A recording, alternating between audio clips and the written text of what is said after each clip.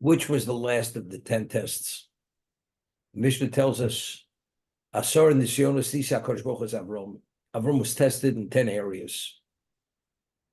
Which was the last test? So the Medrash says explicitly, according to Mishnah Pluma, the last test was the Akedah. The first test was Lech Lecha, Me'artzecha, leave your homeland, your birthplace, your family.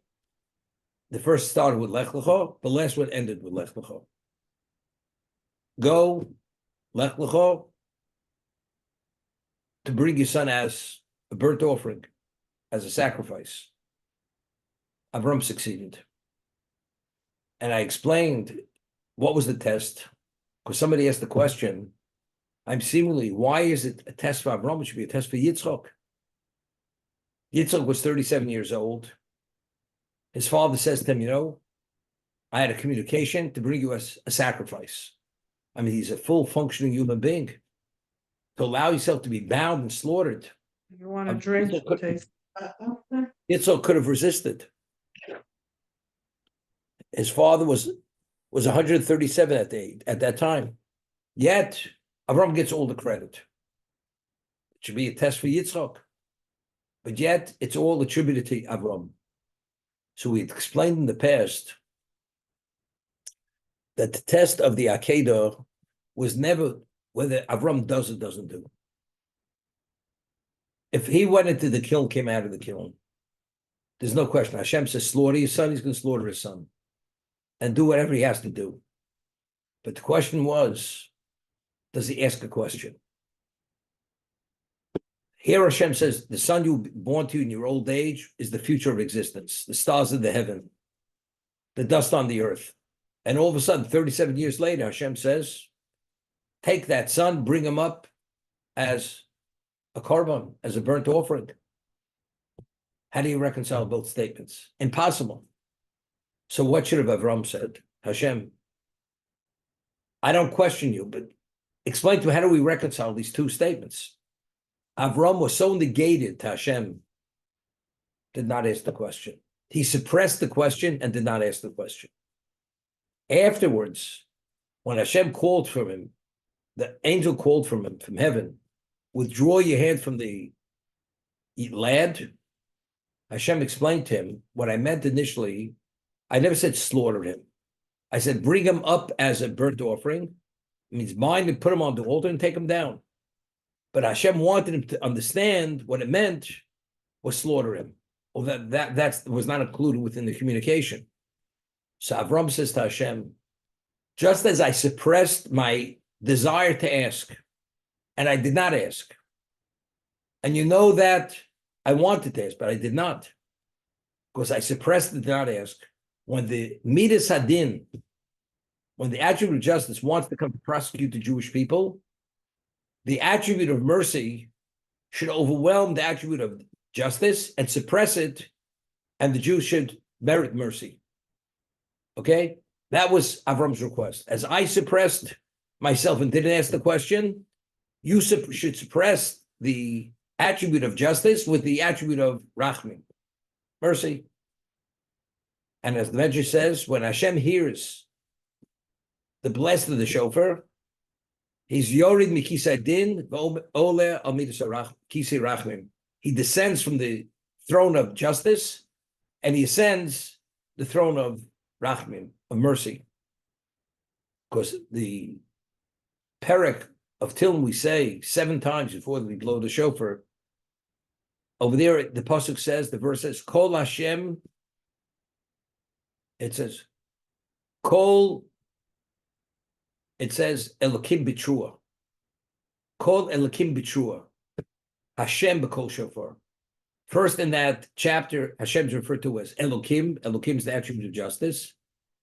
Then it says Hashem Yudke Vavke, which is the attribute of mercy, b'kol shofar. Initially, he's on the throne of din, justice. When he hears the blast of the shofar, which reminds him of the Akedah, he descends from the throne of justice, ascends the throne of Rachmim. Why? Because he took an oath to Avraham Avinu, and that's the reason why the month of Tishrei is referred to in Torah as Chodesh HaShvi'i, the 7th month, But the word shvi also alludes to shvua. In Hebrew, the word oath is shvua.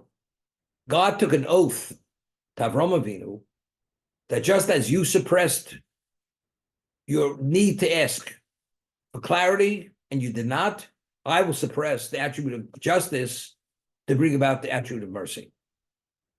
That's the Akedah. Therefore, this challenge was a challenge that ever had nothing. It wasn't do I, don't I do. Right? Yitzhak is as worthy as Avram.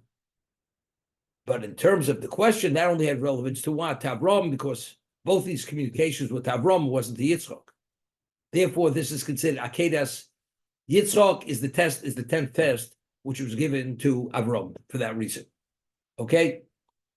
Now, when Avram was going to the Akedah, he was confronted a number of times with obstacles. One of the obstacles was Satan came as a raging river. And Avram reached a point. Avram says to Hashem, Bo ma'imad nofesh. It's come to a point, I'm drowning. I want to do your will, but you don't let me do your will. The moment he said that, the river disappeared. Okay, finally, he's about to slaughter Yitzchak. He has a mound. And all of a sudden, the Malach calls from Shamayim, from heaven, withdraw your hand from the lad. And the back and forth, then all of a sudden, Avram notices an ayil, a ram, nechas b'svach, a ram caught in the thicket. And the Mishnah tells us in Pirkei Avos, there are the number of things that were created ben hashmoshos at the twilight period, at the entry point of Shabbos. One of them was the ayil shel Yitzchak, the ram that was brought in place of Yitzchak. Could you imagine? This ram was specially created to be the replacement of Yitzchak. It wasn't just an ordinary ram. Why? Because the dimension had to bring about such a result that whenever Satan would prosecute, because that ram was brought in the place of Yitzchak, that will suppress any prosecution which Satan even attempts to bring against the Jewish people. So what is Satan? Satan is the prosecutor of Jewish people. What happens if you clip his wings? That means he's not fully in operation. So therefore, knowing that if Avram succeeds with the 10th test, he is actually shut down forever, what did he try to do? He tried to prevent him from achieving that by detouring him. The river, and even when he came to the ram, the special ram, Avram wanted to actualize his intent. And by slaughtering that ram in the place of Yitzhak, it was as if he sacrificed Yitzhak. It would take on a different dimension of value. Satan didn't want that to happen. Therefore, as the ram was approaching Yitzchak, Satan intervened and didn't let it come. And that's what was caught in the thicket. Avram went to the thicket, took the ram out of the thicket, and brought the ram, the special ram, in the place of Yitzchak. Okay? That's the story. Avram beat Satan. He beat him. But you realize, you never know if you beat Satan. Even when you beat him, you may have not beat him. The Rambam rules in Hilchos Tshuva that a person who's a rush his whole life, and the last moment of his life, he does tshuva. Ein maskira, they don't mention any of his shortcomings when he comes to the world to come. The record is wiped clean. He's not held accountable because he did tshuva at the last moment of his life. It's the Rambam. And the Rambam says, and what's the other situation? A person was a tzaddik all his life, devout to the nth degree. God forbid, at the last moment of his life, he says, I regret any mitzvah I ever did. I want nothing to do with God. And he says this. The positive record is what? Is wiped, eradicated, and he comes to the world to come. No trace of any mitzvah he ever did. Because why? Because he says, I have remorse, I regret I ever did any of that. And therefore, he's credited for nothing. So a person's a tzaddik his whole life. You think you succeeded. God forbid, something could get into your mind and throw you a curveball for whatever reason, and you're off the cliff. And it's over. Your whole life was lived for naught. Now it's a claim against you. Why did Hashem associate his name with Avraham Avinu until he passed away? Avraham was not referred to as Elokei Avraham until after he passed away. Why?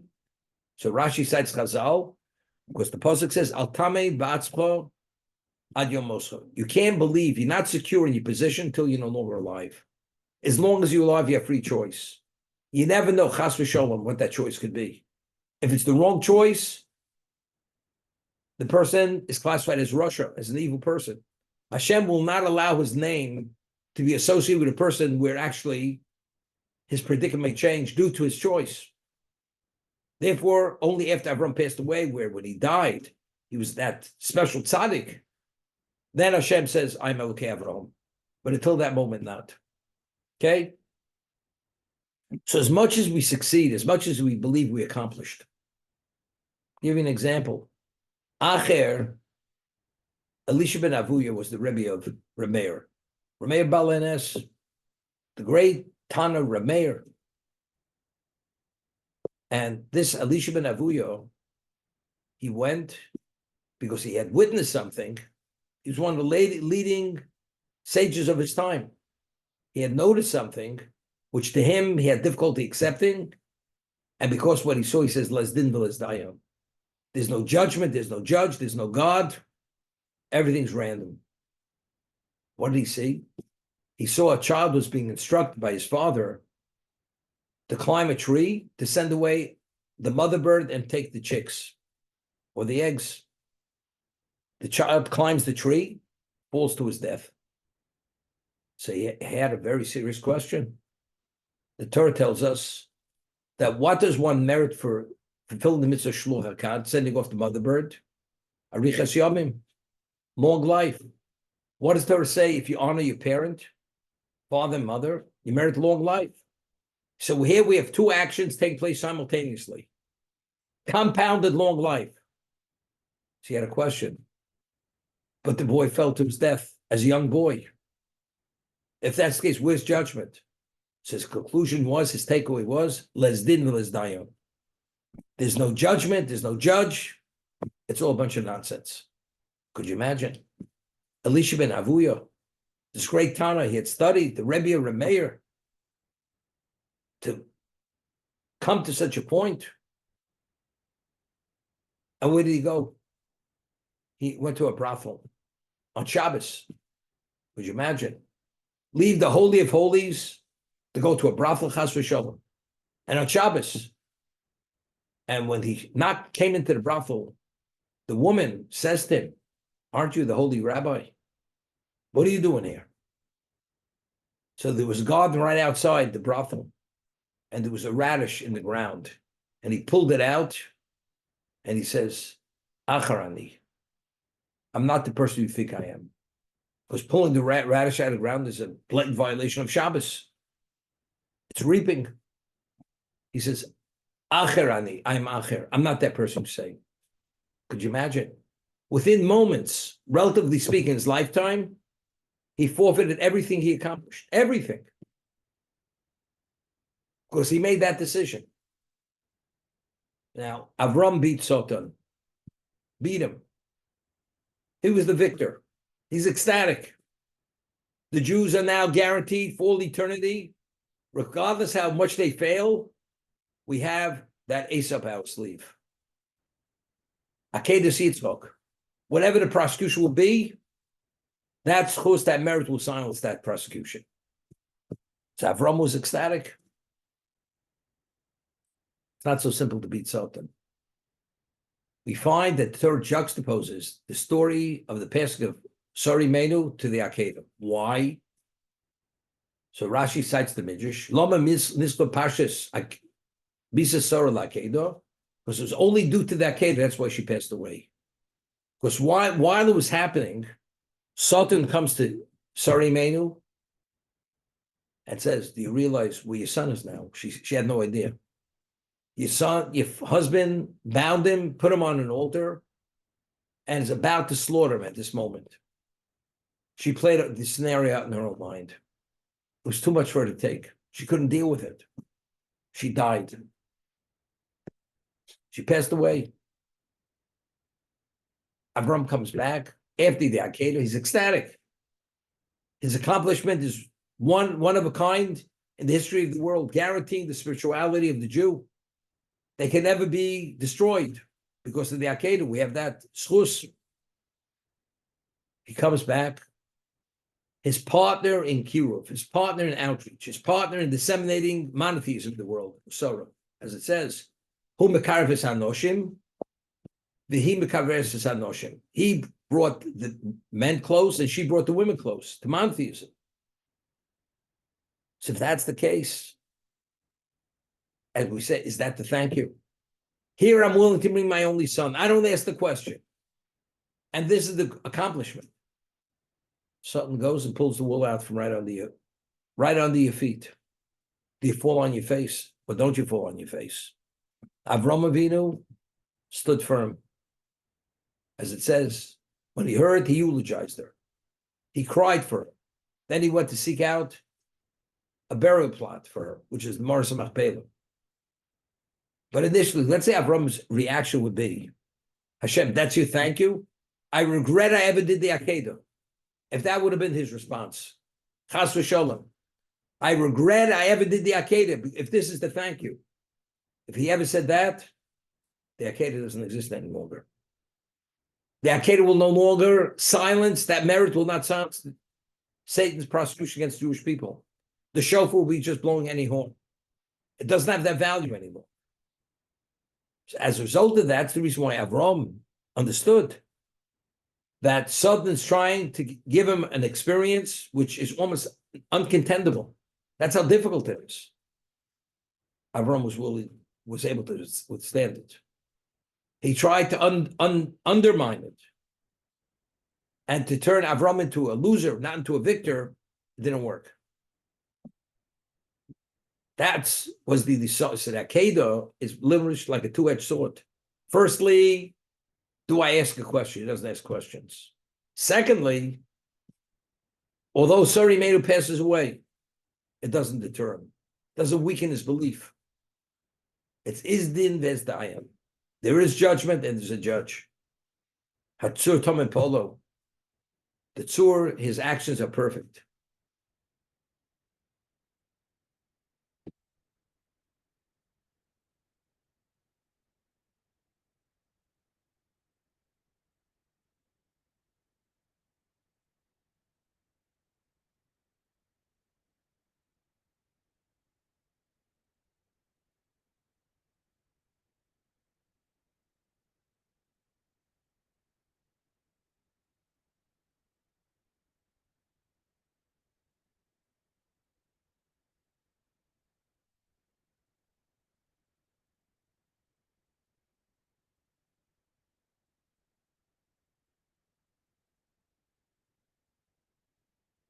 Avraham understanding this.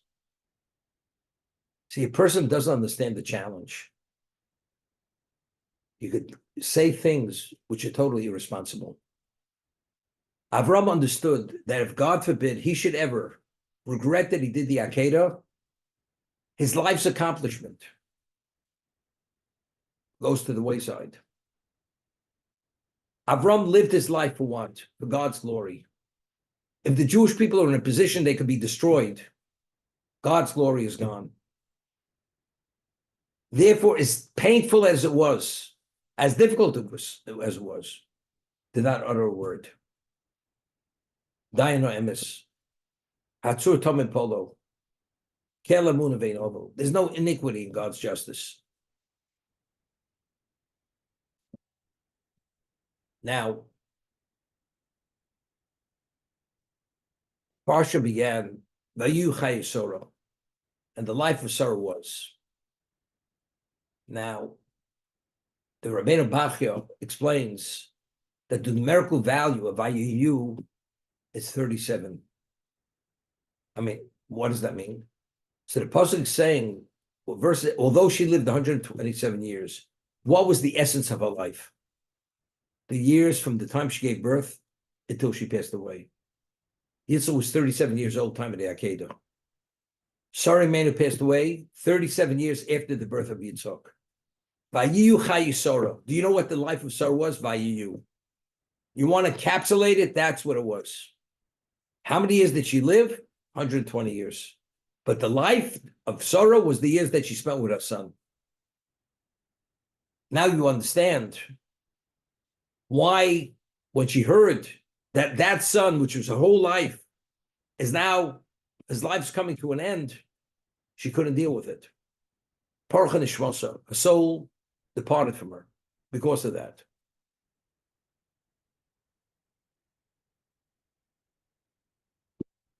Avraham, there used to be an expression, your money or your life. Person puts a gun to your head, God forbid, says your money or your life. The person has to be out of his mind, not to give over his money. Because what's more precious than a life? So of course the person gives his money. So if you understand the value of something, despite the degree of effort and pain, you're giving it all up. Your whole life savings. You're going to become a beggar. You're going to have to beg for your existence. Doesn't make a difference. You have no choice. You give it up because your life is more valuable than whatever your earnings may be. Avraham understanding the value of the Akedah, regardless of Sarah's value. You don't speak out of turn, no matter what. Speaking out of turn, have I just achieved the purpose of creation, the value of creation? Well, it's interesting.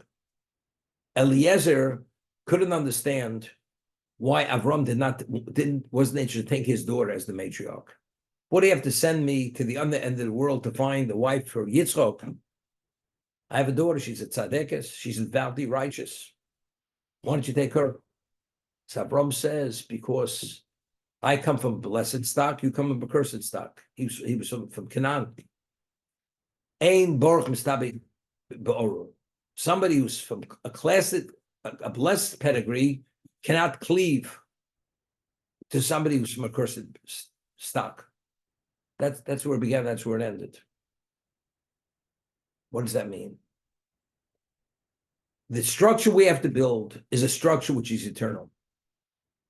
It can't have any of the shortcomings within it, because if you have a fault in the foundation, that ultimately that structure will collapse.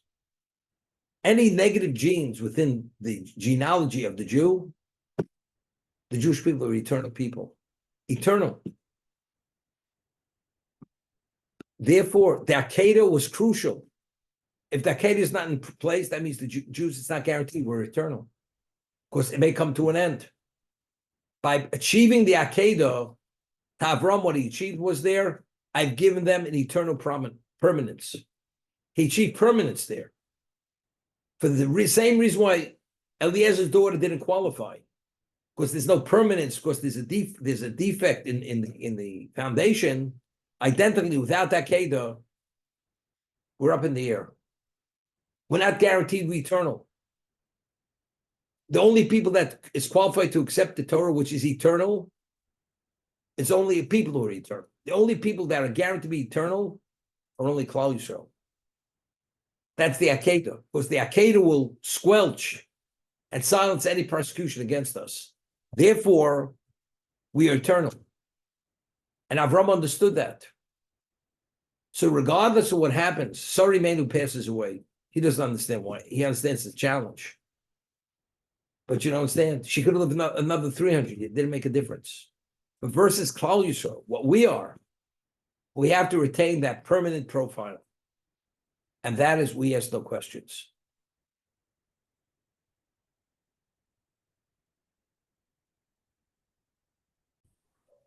First, receives a prophecy, and it's to him. He's not permitted to share with anyone else.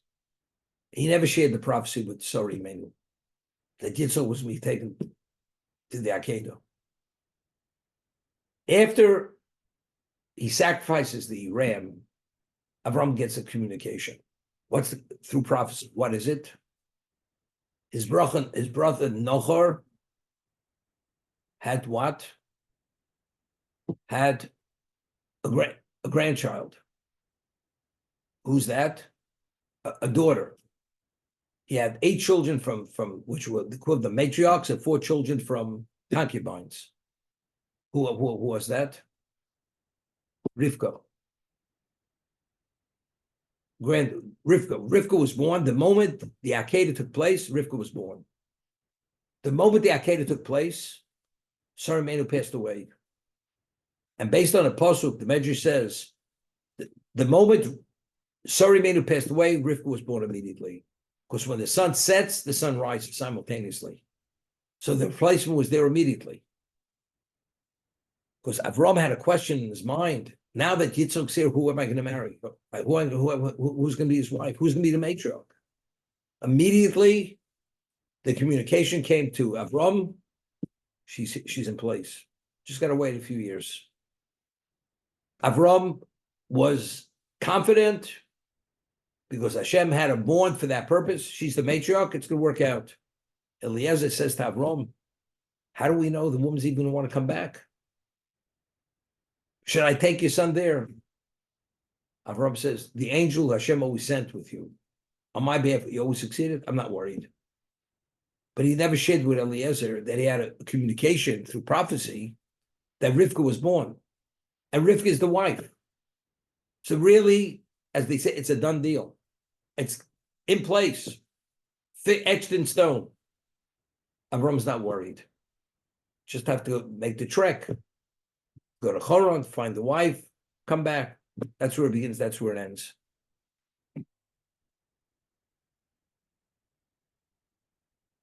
There's no Rechaim HaKodesh. And next week's Parsha, the Gemara tells us that Rov Bonim Acha Achayim, the majority of one's children take after the brothers of the mother. The characteristics in the mother's brothers very often manifest themselves in the children of the woman, of the sibling who's a daughter. Because the Torah goes out of its way to say, who did Aaron marry? Elisheva bas Aminodov, Elisheva the daughter of Aminodov, Achos Aaron, Achos Nodov, the sister of Nodov. Nodov ben Avihu was the prince of tribe of Judah. So the Gemara asks, it's enough to tell me he married Elisheva bas Aminodov. Why does that say Achos Nachshon, the sister of Nachshon? Because since she had such a special brother, that's forecasting what kind of special children she's going to have. Of course, the characteristics of the children of mother take after the characteristics of the brother. That's the reason why Aaron's children were so special. Okay? Now, the Torah goes out of its way in next week's Parsha to say, who was Rivka? Rivka bas Besuel, Achos Lavon. She's the daughter of Besuel, the sister of Lavan. What's Torah telling us? Why is that important for us to know? So Rechaim HaKodesh explains that based on the principle that the characteristics of the brother manifest themselves in the son, if Yaakov is supposed to be the future patriarch of the Jewish people, qualitatively speaking, what kind of son is he going to have? A son who's going to what? Is going to mimic the characteristics of Lavan. Klal Yisrael is emes. Torah is emes. Emes Kerek Val Timkor. Chosam Shel Kamash emes. God's signet is truth. Could you imagine him having a son, Rivka and Yitzchak, who reflects the characteristics of Lavan, who everything's deceit, everything is false? There's no Klal Yisrael. So how do you marry this person's daughter? Besuel, look, he has a son. Check the son. That's what the Torah is telling us. Even though her sister was Lavan, her brother was Lavan, it was by divine instruction. Yitzchak married Rivka, although she had such a brother. Why? Because it already was predestined. It was communicated to Avraham right after the Akedah that your son's spouse is Rivka Bas Basul. Yeah, but what about? There's no what abouts. God says that's who it is. That's who it is. There's nothing more to ask. There's no basis to ask anything. But factually, why did Rivka have an Esav? The reason why she had an Esav is because Rivka's brother was Lavan. Those negative characteristics manifested themselves in Lavan. Otherwise, it would have had to manifest itself in Yitzchak, in Yaakov. But because it manifests itself in Esau, that's why Yaakov is Yaakov.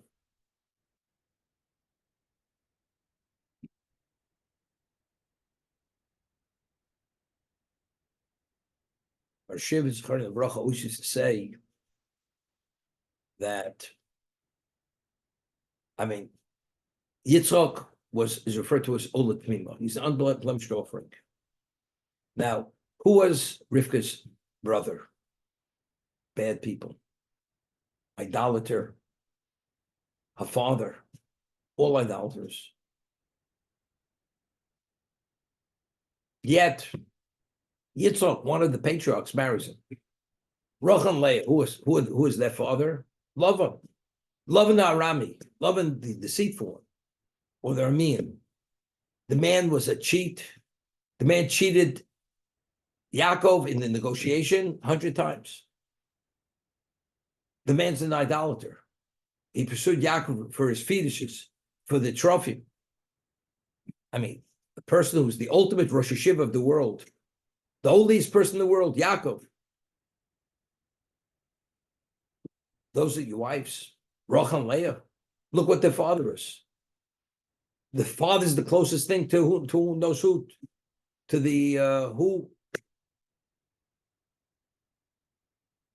to the Hail Mary, whatever you want to call it. That's where he is. And yet Yaakov married them. So the Rosh Hashanah explains in his lectures, Mershua always used to say it over, that why did Avraham was demanding it should only be from his family? Because the pedigree of Avraham was the most special pedigree of shame. When a person's an idolater, a person's this, person's that, that's just the circumstance caused him to be that.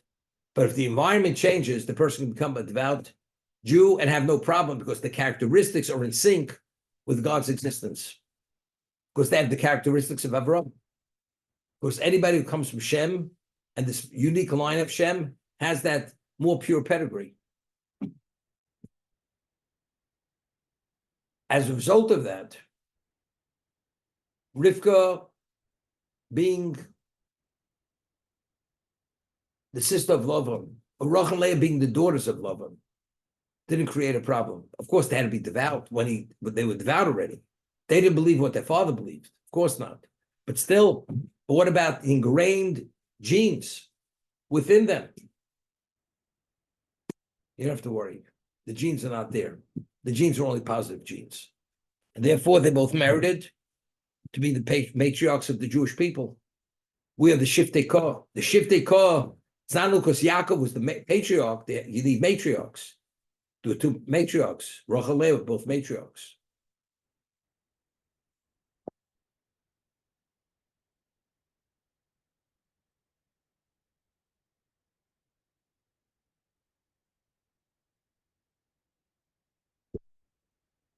You find something very interesting. That Sarah Mani was taken twice. And she was nearly defiled. First time she was taken was by Paro. And immediately he realized she was a married woman. And he sent her off with Avraham with great wealth. And the second time was Avimelech, the Philistine king. And God had to come to him in a dream. And says, if you don't return this woman to her husband, you will die. Because she's a married woman. And he's a prophet, he will pray for you. What happened after? Soon afterwards, Sarah gave birth to Yitzhak. What do you think was going on? There were murmurings. She's been married for endless years to Avraham, no child. All of a sudden, she spends one night with Avimelech. There's a child. It reflects terribly. Could you imagine? People will say the father of Klal Yisrael is Avimelech, this heathen, this ogre in every sense of the word. He's a patriarch of the Jewish people. We come from that. So what did God do to counter that? When Yitzchak was born, he looked exactly like his father. All the facial characteristics were identical to his father. Avraham holded a Yitzchak. It was evident that Avraham fathered Yitzchak because they looked exactly alike. Okay? So why did God cause Yitzchak to look like Avraham? To dispel for immediately any consideration that maybe Avimelech fathered Yitzchak, chas v'shalom. But the question is, even so, why did God allow it initially? What was the value of that? That Avram's wife should be taken, and God forbid this monster would touch this holy body of hers. To the point they'll say she conceived the child from him. Why did God allow it? We speak about Shmira. We all pray for divine protection. Why did Rachel Imenu merit that divine protection? Rivki Imenu. Let it be her own merit, let it be Avram's merit. She should have merited some level of protection, but she did not. She was taken. Ultimately, she wasn't defiled. But there were murmurings. And Hashem had to address those murmurings by causing Yitzchak to look exactly like Avram. But why did God initially allow it? That's the question.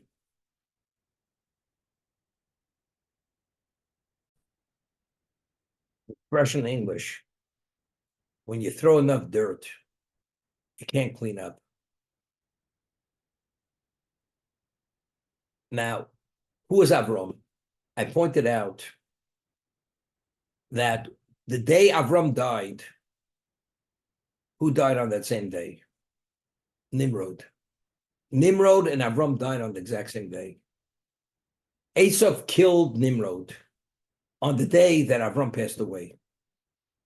Because Nimrod had hunter's clothing that were made by Hashem for Adam. And Esav, being a hunter, he would kill for those garments. Nimrod wasn't willing to release it to him. He killed Nimrod. He comes back. He sees his brother cooking lentil soup. And he asks him what's going on. He says, our grandfather passed away. So don't you think it's a little peculiar? The one who threw Avram into the kiln, he passes away on the same day that Avram passes away. What are these two individuals? They're counter forces. Avram is a representation of good in the world, good on the most special level. Nimrod is a representation of evil. Each one counters the other. If Nimrod would die and all you have is Avram, the balance is off balance. The Bechira context is no longer there. The world always has to be in a balance that you have choices. Do you go after Nimrod? Do you go after Avram? Avram was the counterforce to Nimrod. But once Nimrod's no longer here, Avram can't continue to live. Because Avram is so overwhelming a representation of God, there's no challenge to it any longer. It's obvious he's going to have the upper hand. So what does Hashem do? The day that Nimrod is killed by Esav, Hashem takes Avram. Now, who's Avram's successor? Yitzchak. Now, if it's beyond any doubt, when I say beyond it, I mean on the most absolute level, that Yitzchak is the son of Avram, what is he? When he presents monotheism, nothing's be able to stand in his way. At that global level. But if that happens, Avram, Yitzchak is a continuum of Avram without any hitch. Who's going to be the counterbalance now? Yitzchak now is empowered by Avram, himself and Avram. Even though Avram's not here, but he's the son of Avram. Do you know what Hashem does? Sarah Imenu is taken and secludes herself forcibly with Avimelech. Now she's released. She gives birth. The child looks exactly like Avraham. So it's not a question. People still have a question to ask. How could this not be the son of Avimelech? If all these years she never had a child, all of a sudden now she has a child after she spends one night with Avimelech. That's what I said. If you throw enough dirt, you can't clean up after it. The question is always a degree of question. Why? Because Yitzchak had to be minimized in terms of his stature on the global level, because there's no counterforce to him, because now he takes on the dimension of Avram, because he's a natural transition to Avram to Yitzchak. Therefore, God allowed him to be taken captive. And now the question comes into play: who fathered that child? But the child looks exactly like Avram. So people say, yeah, but you never know. All these years, she never conceived and gave birth, and also now, yes, there's something to it. The moment people say that, it becomes a problem. It's not something to it. It's everything's to it.